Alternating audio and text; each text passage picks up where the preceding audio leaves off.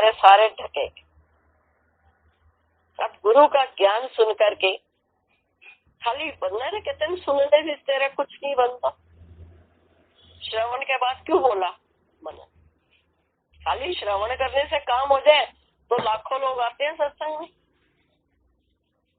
श्रवण करें और श्रवण करके चले जाए तो क्या कल्याण हो जाएगा? एक बच्चा भी क्लास में आता है तो 40 मिनट का पीरियड होता है ना। अब बच्चा घर जाके अपना बैग फेंक दे, बस माँ मैं तो पढ़ आया। बच्चे जाते हैं ना आजकल, माता पिता ने अपनी सहूलियत के लिए बच्चों को ट्यूशन लगा के दी हुई है, तो क्या खाली वहाँ ट्यूशन वाली टीचर ही पढ़ा दे? बच्चा घर में आके अपना ना मनन करे, उसको ना रिवाइज करे, ना अपने साथ मेहनत करे, तो क्या कल्याण हो जाएगा? ऐसे ही ये केवल यहाँ भी देखो 1 घंटे का सत्संग, 1 घंटे में सत्संग में क्या किया? गुरु ने तो हमें सारी बेसिक चीजें बता दी। हमारे पात्र को सुपात्र गुरु ही बना कर देगा, क्योंकि गुरु ने हमें अधिकारी बनाना है। और उसके बाद वही जो बात आती है कि मेन में तो गुरु की निश्चय, कुछ तुम भी लगाओ जोर। पहले तो अपने आप से पूछो कि हमें चाहिए मुक्ति। अभी पूछेंगे तो हाँ हमें चाहिए तो सही, चाहिए तो सही, पर आसक्ति निकालना नहीं चाहते। आसक्ति भी अंदर में पड़ी है, लोभ भी पड़ा हुआ है, मोह भी पड़ा हुआ है, सब कुछ पड़ा हुआ है, और फिर हम चाहते हैं कि हम मुक्ति के अधिकारी हो जाए। तो गुरु का जो सारा समय लग रहा है वो इसी हमारे पात्र को सुपात्र बनाने में लगता है। तभी हमारे में क्षमा, सरलता, दया, संतोष, ये गुरु कहते हैं अपने आप को इससे भर ले और फिर इनका सेवन कर, तभी तुझे अमृत का लाभ मिलेगा। ये विषय जितने भी दिखाई दे रहे हैं ना, ये अनित्य है, तथा क्षमा, सरलता, सत्य ये शाश्वत है। ये जितने भी आपको विषय दिखाई दे रहे हैं ये रोज थोड़ा होते हैं, ये तो अनित्य है। एक अनित्य है, एक नित्य है। ये सत्संग में आते हैं, सदगुरु हमारा विवेक जागृत करते हैं, तो विवेक जागृत करने पर क्या होता है? अनित्य का भी हमें बता देते हैं, नित्य का भी बता देते हैं। अब सारी बातों का मूल वही है कि जब तक मुझे अपने स्वरूप का पता नहीं लगेगा तो मेरा नाता उनसे कैसे जुड़ेगा? जब गुरु का ज्ञान मैंने इतने ध्यान से सुना, इतनी श्रद्धा से सुना, तभी मुझे गुरु के वचनों पर विश्वास होगा ना कि हाँ मैं तो नित्य हूँ, नित्यानंद। तो आप भी नित्यानंद, वो कोई और नहीं है, वो आप ही हो। वो हम बड़े बड़े वो गुरुओं के साथ उपाधियां लगी होती है ना, वो नित्यानंद जी, वो प्राणानंद जी है ना, तो वो नित्यानंद कौन है? आप ही तो हो। क्योंकि जो हमारे भीतर में आनंद भरा पड़ा है वो आनंद नित्य है, और ये जो विषय विकार है ये हमारे अनित्य। अब हमने क्या किया?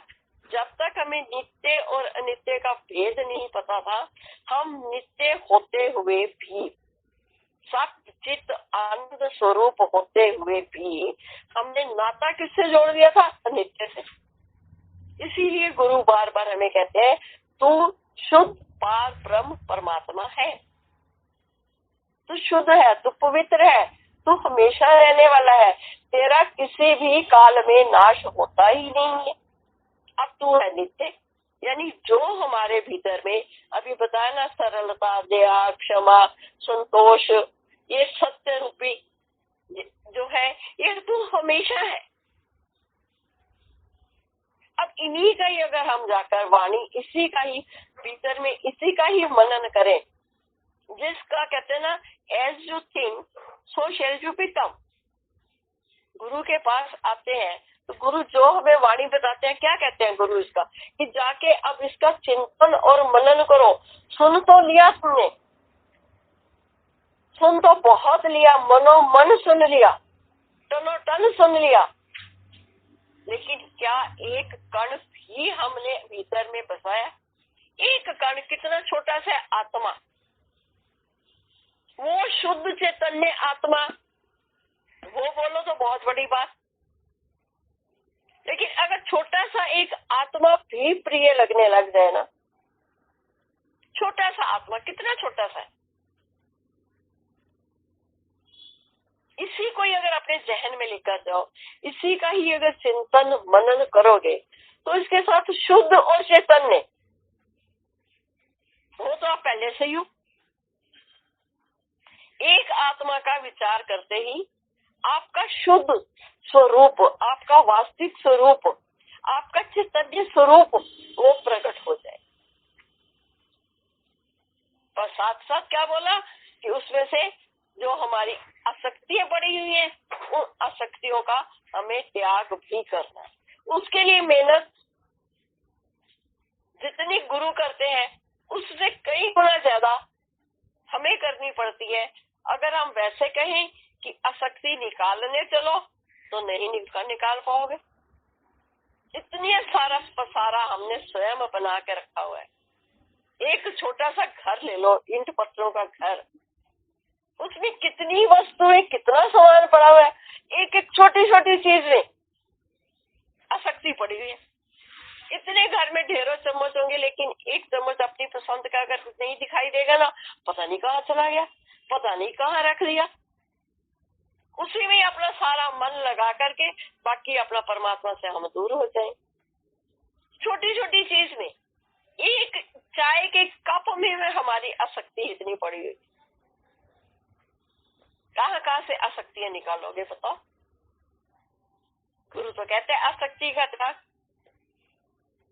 लेकिन उन आसक्तियों को निकालना जो हमारे लिए दुर्लभ हो गया है, बहुत कठिन है कि हम सब में से आसक्ति निकाल लें। तो हम गुरु को सीधी सी गुरु की बात मान ले।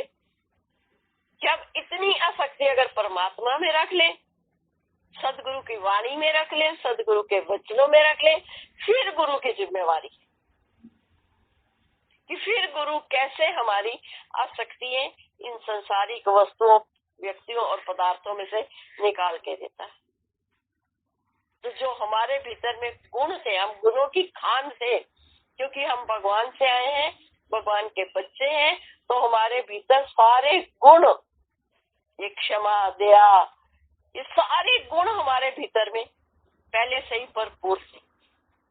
लेकिन इनको प्रकट करने में जो हमारा समय लगा, वो केवल एक कारण से कि हम अपनी आत्मा से अनभिज्ञ थे। हमें आत्मा की जानकारी नहीं थी, तो ये सारे विषय हमें तंग कर रहे।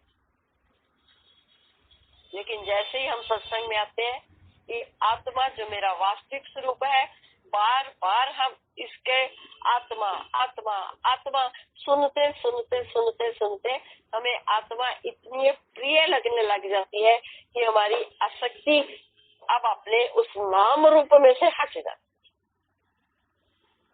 बोला ना, नाम रूप हस्ती बांधती प्रिय। हम नाम रूप में फंसे हुए थे, उसमें आसक्त थे।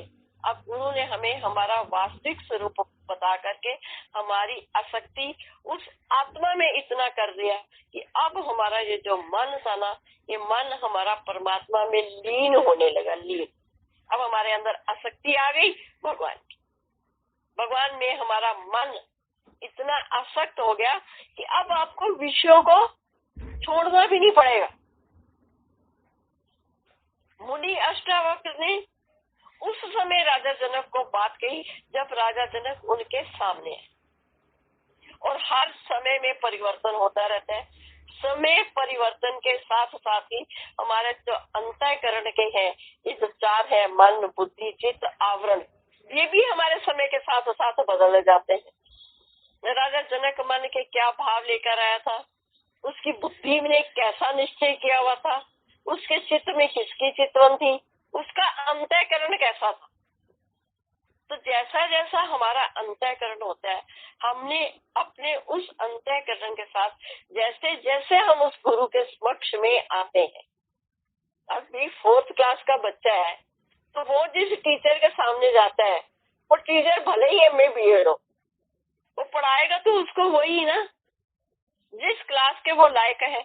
अगर 4th के लायक है तो उसको 4th की पढ़ाई करवाएगा, अगर वो 10th क्लास के लायक है तो वो 10th क्लास के लायक की ही उसको शिक्षा देगा। ऐसे ही समय समय पर सदगुरु भी जब हमारे जीवन में आते हैं, क्यों इतनी महानता है समय के गुरु की, वक्त के गुरु की इम्पोर्टेंस किस लिए है? क्योंकि समय के गुरु को पता है कि अब इस समय इसको किस चीज की जरूरत है। अब जो कि समय बदलता गया, आत्मा का ज्ञान वो ही रहा, आत्मा के ज्ञान में कोई हेरफेर नहीं हुआ, कोई बदलाव नहीं हुआ। बदलाव हुआ तो किसमें हुआ? हमारी आसक्तियों में हुआ। इसीलिए गुरु ने कहा कि वो इतनी सारी आसक्तियां तू कहाँ कहाँ से निकालेगा। उसके लिए पहला तो एक बता दिया कि विषयों को विष के समान तज दे, छोड़ दे। पर इससे जो सोचे कि तुझे आत्म ज्ञान हो जाएगा, नहीं, वो छोड़ने से तो आत्म ज्ञान का पात्र बनेगा, अधिकारी बने। तो यहाँ भी गुरु भी ऐसे ही करते हैं हमारे सामने, जो इसीलिए गुरु रोज कहते हैं बात करो, बात करो, बात करो। हर किसी की स्थिति जो है ना अलग अलग है। किसी की मनोवृत्ति की कैसी है, किसी की कैसी है, किसी का धन में आसक्ति पड़ी हुई है, किसी की बेटे में पड़ी हुई है, किसी की घर में पड़ी हुई है, किसी की बड़ी गाड़ी में पड़ी हुई है, किसी की कहाँ कहाँ आसक्तियां पड़ी। अब इनको विषय के समान छोड़ना थोड़ा मुश्किल लगता है ना, इसलिए गुरु हमें कहते हैं ये जितनी तुम्हारी आसक्ति है इन सब को उनमें से निकाल करके, हे अर्जुन तू मुझ में मन वाला हो। भगवान कृष्ण ने बार बार गीता में बोला ना अर्जुन को, अर्जुन तुम मुझ में मन वाला हो, मुझ में मन वाला हो। क्यों? किस लिए निकला क्या था युद्ध के मैदान में? एक अर्जुन का मोह, एक मोह निकल आया था ना।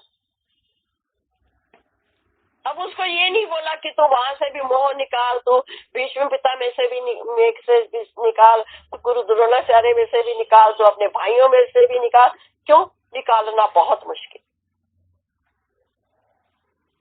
पर क्या बात बोली उनको कि सिर्फ तो एक मुझ में मन वाला। तो जैसे ही हम अपने मन में कहते हैं ना, मन में जब सदगुरु आकर बैठ जाए फिर वो गुरु की जिम्मेवारी है। पर इतना हम बिठाए तो सही। बोलने में बड़ा आसान है, बड़ी मुश्किल जनरल मिलिया मैंने 13 दोबारा है। बोलते हो कि बड़ी मुश्किल से मिला है, बड़ी मुश्किल से मिलता है। बहुत जन्मों के जब इतने पुण्य संचित हो जाते हैं तब ये हमें ब्रह्म ज्ञान की धरती नसीब होती है। क्या एक धरती पर ही एक धरती आपको मिल जाए उसी में आप ले जाओगे? अरे धरती का टुकड़ा तुम्हें मिल गया, धरती मिल गई, अब उसी के ऊपर आपने कितनी मंजिलें और बनानी है? उसके ये जो मेहनत है ना, ये सदगुरु तो करते ही करते हैं, पर धरती को भी तो कितना सहन करना पड़ता है ना। कितना सहन करती है धरती। पर धरती ने कभी उफ करी? चाहे ऊपर के उसके ऊपर कोई चंदन का लेप कर दे, तो चाहे उसको फावड़े से उसको उसमें से मिट्टी निकाले। तो धरती से गंभीरता, एक एक चीज से हमें गुण लेना है। कितना धरती सहन करती है, कितनी उसकी खुदाई करते हो, तो तब जाकर उसके ऊपर इतना भार डालते हो। वो लोहा भी डालते हो, सीमेंट भी डालते हो, कंकड़ पत्थर सब डालते हो, फिर जाकर कहीं वो रहने के लायक बिल्डिंग बनती है।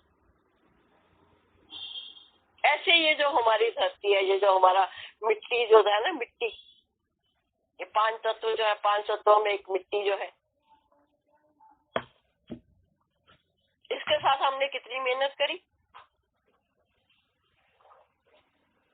तन को भी अगर ऊपर से कष्ट दोगे, लेकिन अगर मन ही नहीं सुधरा, मन की आसक्ति ही नहीं खत्म होंगी, तो तन बेचारा भी क्या करे।